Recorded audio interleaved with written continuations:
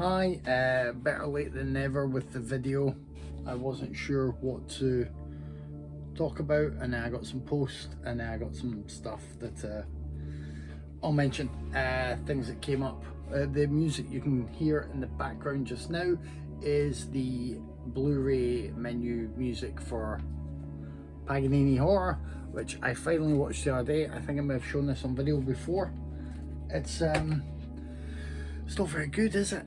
Like, it's not very good. It's enjoyably daffy, certainly by the time you get to the end, but not every cult Blu-ray release is as worthy an addition to your collection as some others. So you roll your dice and takes your chances, basically. I'm hoping I didn't pay too much for it. I don't think I did. But post-wise, what arrived the other day, let me grab these. Crime Wave, which I remember finding slightly annoying when I first saw it, but it was a long time ago. I'm hoping I will enjoy it more this time, and there's a wealth of indicator extras from them, always good quality. Encounter of the Spooky Kind, Samo greatness is very good. I highly recommend it. GSA, which I've never seen, is supposed to be very good. It's Park Chan-wook, and there's some liner notes in there from Kieran Fisher, friend of mine, so I look forward to checking that out at some point. Some goodies on there. I also upgraded my Wreck movie from DVD to Blu-ray at last. It was about time, and that means I think I need to get, is it Wreck 4? Was it Wreck Apocalypse? It's the only one I don't have because it wasn't really that good. Elsewhere today, Forbidden City Cop. I have no idea how good that is. Stephen Chow though, so hopefully should be fun. And Erotic Ghost Story. This is a kind of disc that you will find Sam Deegan talking on, and I know Sam from her work with Kat Ellinger, so I enjoy her insight into movies. That should be a good disc, a worthy commentary track. There's other stuff on there, as there is with Forbidden City Cop, quite a good selection of extras, so that's fun. Alexandra Heller Nicholas did this book on found footage horror films, which is supposed to be a very good read, highly recommended. I got that the other day. She's also done a book on masks and movies, which sounds like a really interesting read. I'm going to get that at some point. And she did a book on rape revenge films, I believe. So I'm probably going to get them all at some point. She's a writer who comes highly recommended, and you know, you support the good writers, support all the different voices that speak on the genre, rather than just the people who had some kind of name or connection and have held on to that for 20-30 years, you know.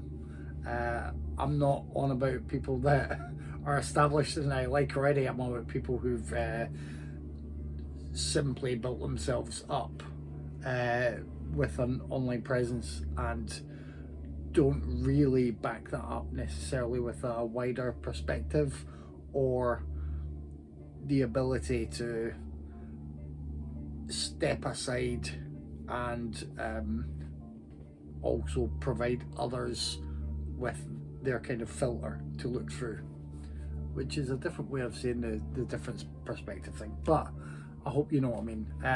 There are a lot of good voices, a lot of good writers out there. There are also some great established names. I keep going about Kim Newman. He's just one of my personal favourites. So that was my shopping recently, my post that came through the door. Every Sunday on Twitter they do, like, you know, hashtag MTOS is movie talk on Sunday, and when I remember I join in and I enjoy joining in, but obviously the topic is different every week. So this week it was musicals. I like a good musical. We've covered some on the podcast, not that many, but we've covered some. Mary Poppins was on there, and one of the ones I'm going to mention just now. So I thought I would mention some musicals anyway. Before we get to the actual films themselves, I'm very happy to be the owner of these. Michel Gondry, Spike Jonze, or maybe it's Michael, and Anton Corbijn. They're a great selection of music videos, imagery for those. They are great discs to just stick on in the background as well. I used to put them on for sort of, small party evenings, just with a selection of videos and the music. I really need to get the other ones that I used to have. Chris Cunningham is one, Jonathan Glazer is another, and there's always someone that I forget.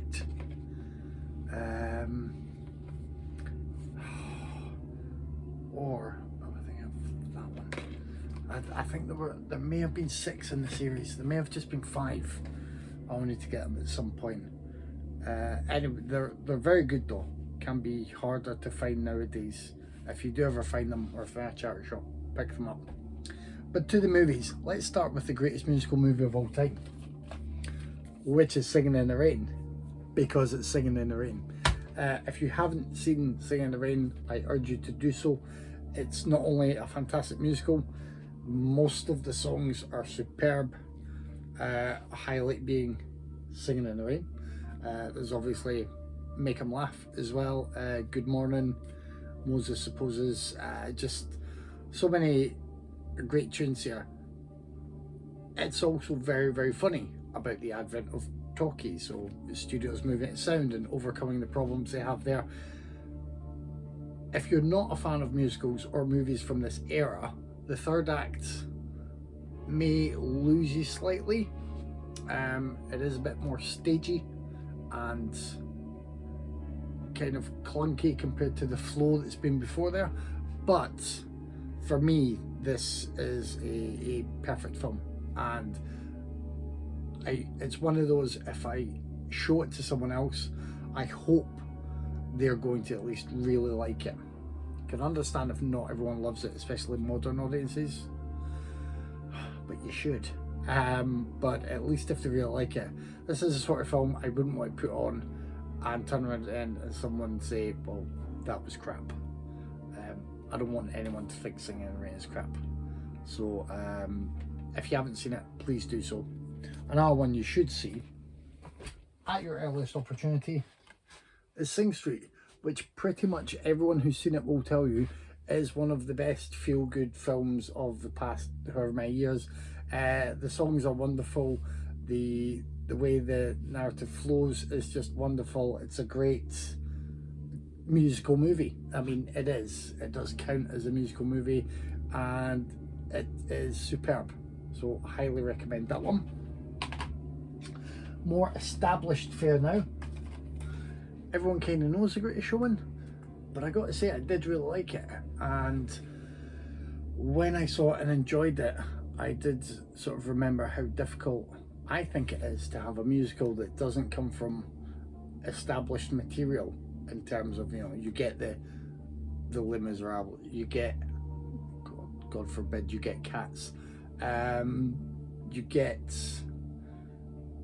mainly stuff that's adapted, or if you get Rocketman, which is wonderful, you get the Elton John hits through that, you get musicals in that way. The Greatest Showman, I don't think it was kind of established before the film. I know there was a sort of musical theatre thing of Barnum that I saw many years ago as a teenager, but I don't think that was for this. It's just really good. The numbers are really catchy. The choreography's really well done. I'm a big fan. You gotta have a bit of Disney. If we're not just including the Mary Poppins films and every other Disney film, one of my personal favourites being The Jungle Book, The Nightmare Before Christmas, again, has a wonderful selection of songs throughout it, and that's really important in a musical. But the staging, the design work, the plotting, it's all wonderful. It looks gorgeous throughout.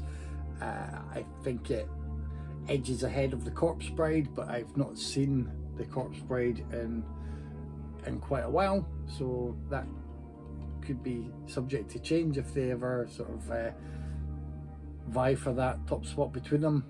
But it's fantastic, based on the works of Tim Burton, but directed by, was it Henry Selick? Because everyone forgets that and thinks it's a Tim Burton film because his name's all over it and his fingerprints are all over it, but he was not the actual director. I think it's Henry Selick. And yeah, it helps if you like Danny Elfman tunes as well. Fantastic. You can watch this any time of year, but ideally you can watch this repeatedly between October to December, and it fits the whole season. Another one that's kind of seasonal, but you can watch it all year round, quite a new one, Anna and the Apocalypse. A lot of fun, imperfect, rough around the edges, but a lot of the songs work really well, and it is a rom-com, which we've had a few of in the past couple of decades, but with added musical numbers, so it gets points for that. The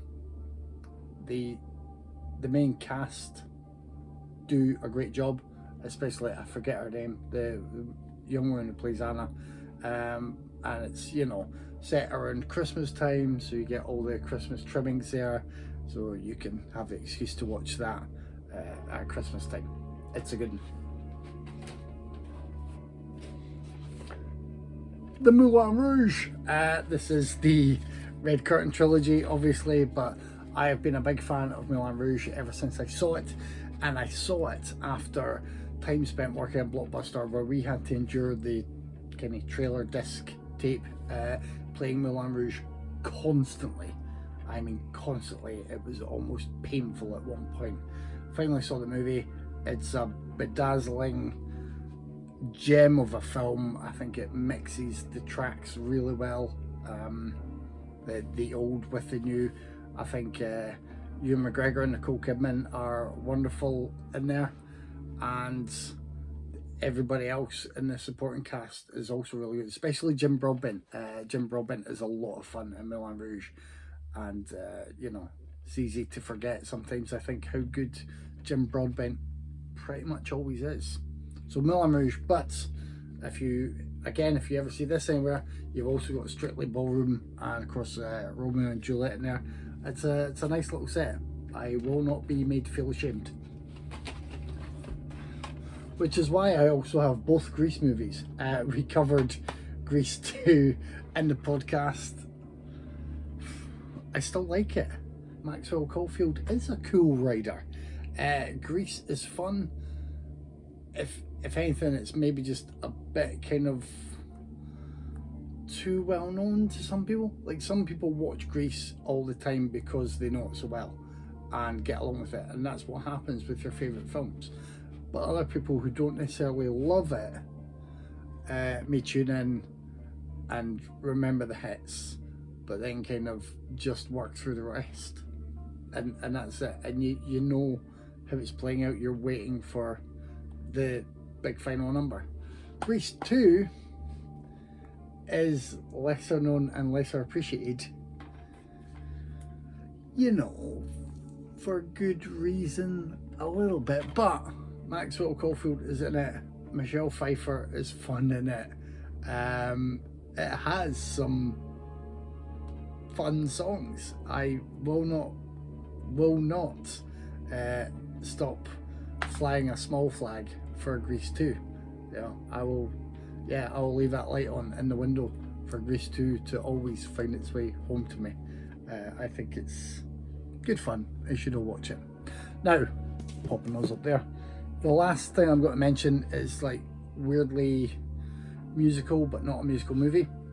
And in the movie talk on Sunday, I'd gone out of my way to also mention Dancer in the Dark, which is a superb Lars von Trier film with Björk in a main role. David Morse, just fantastic in it.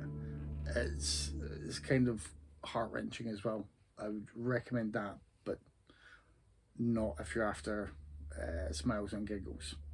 This one, again, kind of maybe one to somebody's put on and let wash over you. It's this double bill. I'm not going to pronounce those. I don't think I've ever pronounced them. Koyaanisqatsi and Powakatsi. Maybe.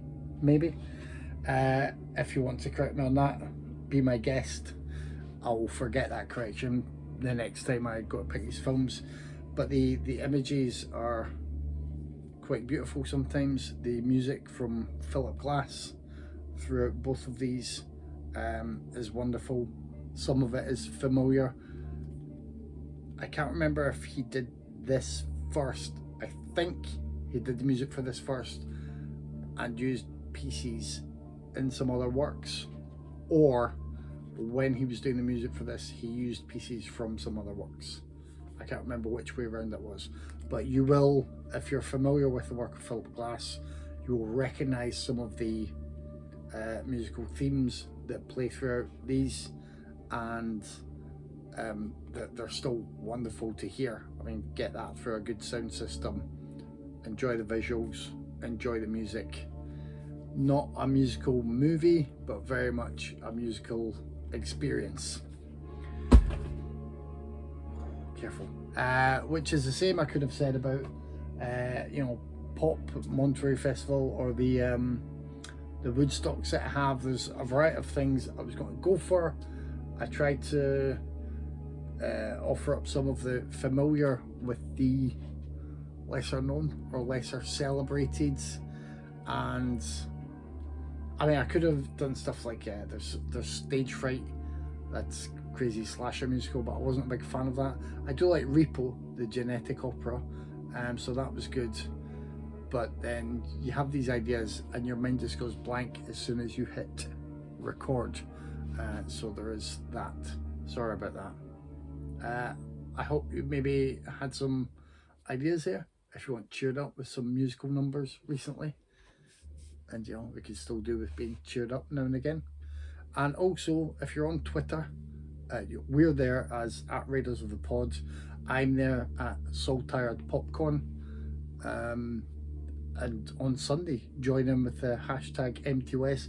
Usually, I think it's 8 PM British time. So the questions start from there.